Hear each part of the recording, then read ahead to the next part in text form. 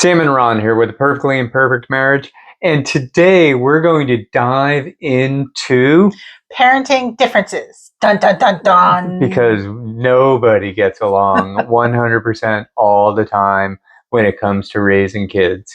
Now, if this resonates with you, and we cover a number of marriage-related topics, so if any of this resonates with you, make sure you subscribe to the channel and like the video. Do all the things that you're supposed to do. All the things. All the things.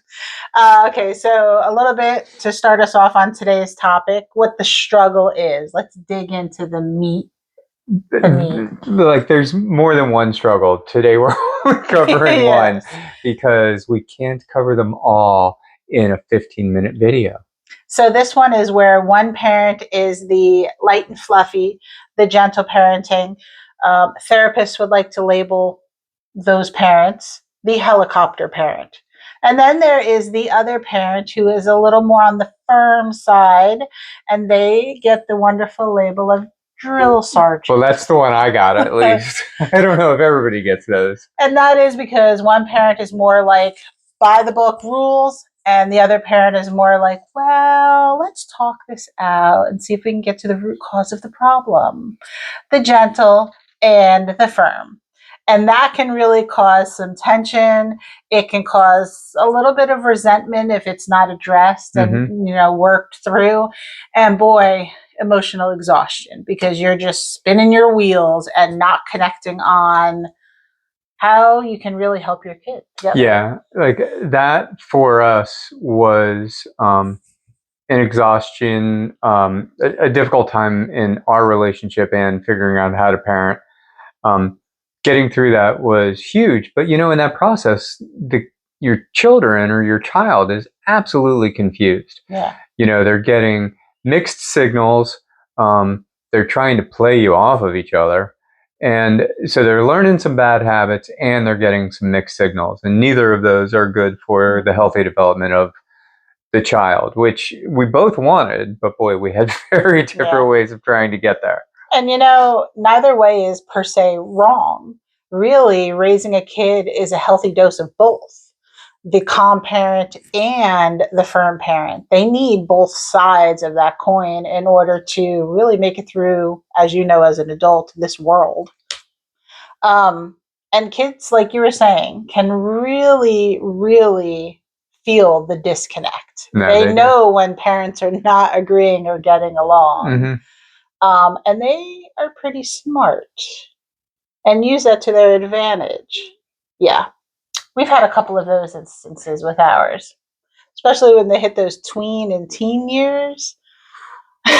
Yeah, that's a little difficult. They were fun. Yeah. And it starts to make you feel like, and it probably is both sides. I can speak for me and you can share. It makes you start to feel like you're carrying the parenting burden alone at times, not always, but when you're not connecting on what to do about different situations, you start to feel like they're not hearing you. They're not helping you. What do? You feel alone. So we have one child, and there were definitely times where it felt like 2 against 1, where Samantha and I were not in alignment on our parenting style and technique and our goals. And our son would certainly play us off of each other. And he would often go to mom because he knew that I was more the disciplinarian. And if he wanted to get something, he would go to mom. And then I'm having a conversation with both of them about whatever the given topic is. And that was a rough season. Yeah. And unfortunately, most of those conversations happened after the child had gotten his way in some form or fashion, which is not good. No, where we tried to sit down and figure out how to not let that happen again. But without a real plan in place and without some real goals that we had, the pattern repeated itself numerous times. And so we've got a couple biblical backings that are what started to straighten us out and really started to unify us in our parenting. One of them is Mark. Let me get my handy dandy card so I say this correctly. Was Mark 3:25. If a house is divided against itself, that house cannot stand. Parenting does require unity, and division is just going to drain everybody in the house. Absolutely.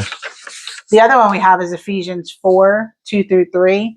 And that is be completely humble and gentle, being patient. And boy, does God test the patience when you go through those teen years and even a bit after, because we're past those now. We are well He's past in his those, 20s now, and there's still moments. Oh, yeah.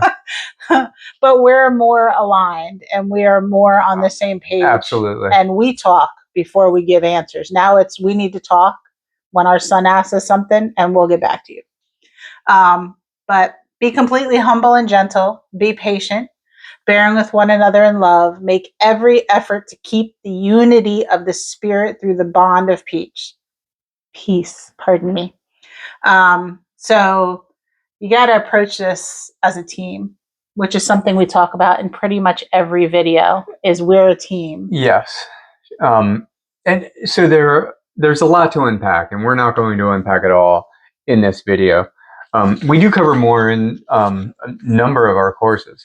But, one of the things that you need to understand is that when you marry each other, you're bringing different things to the table. Your experience, how your parents raised you, your life experience, and they're not the same. And if you don't talk about those things early on, especially, when maybe not like during pregnancy, but once you're going to be parents, you guys need to get on the same page and make sure that you're in alignment. And one of the best ways to do that is to schedule some time together. You have to have check-ins, and we're big on check-ins, and for multiple things. But this is one of those non-negotiables that you've just simply got to do.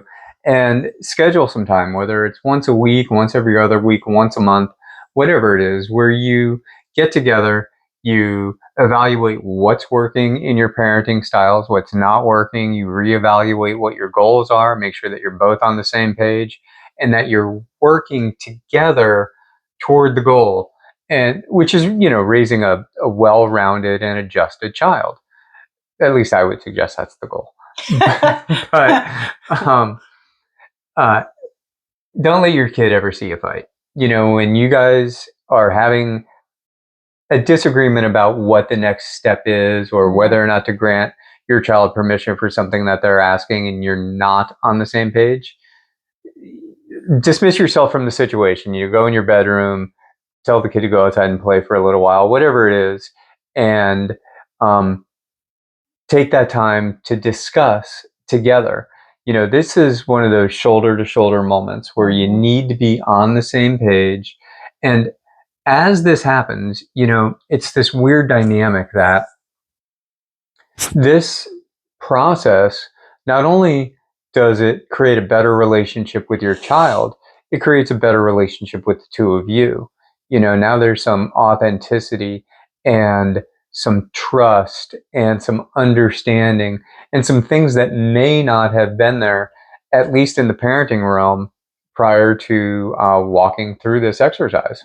And you're also being good role models and not hypocrites. Mm-hmm. If you want your child to grow up and have a marriage like you want to have, then you have to show them what that marriage is supposed to look like. And having disagreements is okay. But just like Ron said, you need to take it out of the room, but show them that it's okay to have a disagreement, and show them that you understand how to table it and have the conversation and come to a normal, healthy resolution. No disagreements is unrealistic. Yeah. It's just not going to happen. And if you guys are yelling at each other, then why can't your kid join in and yell when they don't get their way? Yeah, disrespect each of you the same way, or treat their friends that way, or acquaintances, or whatever. You don't want to model that type of behavior to your child. And ideally, when you're arguing with your spouse, you're not yelling.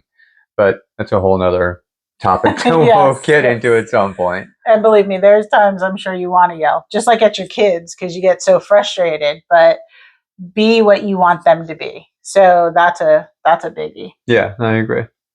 Some of the questions you can ask on your check-in is things like, what's been working well this week? Like, what do we see that we've been doing that has had a good outcome with our kids? Yeah, where's the kids. win? You know, like